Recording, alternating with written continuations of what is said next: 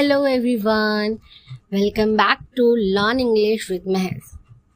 Have you ever wondered why we write education with TION but decision with SION? दोनों words का pronunciation almost same होता है. हम दोनों को शन की तरह प्रोनाउंस करते हैं. तो नेचुरली क्वेश्चन आता है, how do we know whether to write TION और SION? वेल डोंट वरी, आज मैं आपको एक सिंपल ट्रिक और कुछ कॉमन पैटर्न्स बताऊंगी जो आपकी स्पेलिंग्स इंप्रूव कर देंगे. But before we start, here is something very important. There is no 100% rule. जी हाँ, इंग्लिश में कोई ऐसा रूल नहीं है जो हर वर्ड पर अप्लाई हो, क्योंकि इंग्लिश लैंग्वेज बहुत सारी लैंग्वेजेस से डेवलप हुई है, इसलिए कुछ एक्सेप्शंस हमेशा मिलेंगे.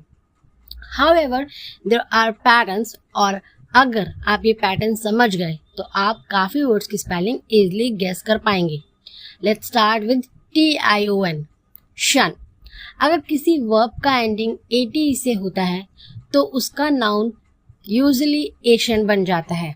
For example, educate, education, create, creation, celebrate, celebration, celebration, graduate, graduation. So whenever you see a verb ending in ATE, your first guess should be Asian, ATION.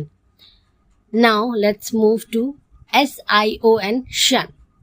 अगर verb DE से end होता है तो noun often shun बन जाता है. For example, decide, decision. अगर verb SE से end हो so revise, revision. अगर verb MIT से end हो, परमिट, परमिशन, एडमिट, एडमिशन. एक और एग्जांपल देखिए, डिवाइड, डिवीजन. नोटिस करिए, हम डिवाइशन नहीं लिखते बल्कि डिवीजन लिखते हैं. Now here is the most important tip. Don't memorize only the ending, memorize the whole the word family. For example, create, creation, decide, decision, revise, revision, permit, permission. जब आप verb और नाउन को साथ में learn करते हैं, spelling automatically ये याद रहने लगती है.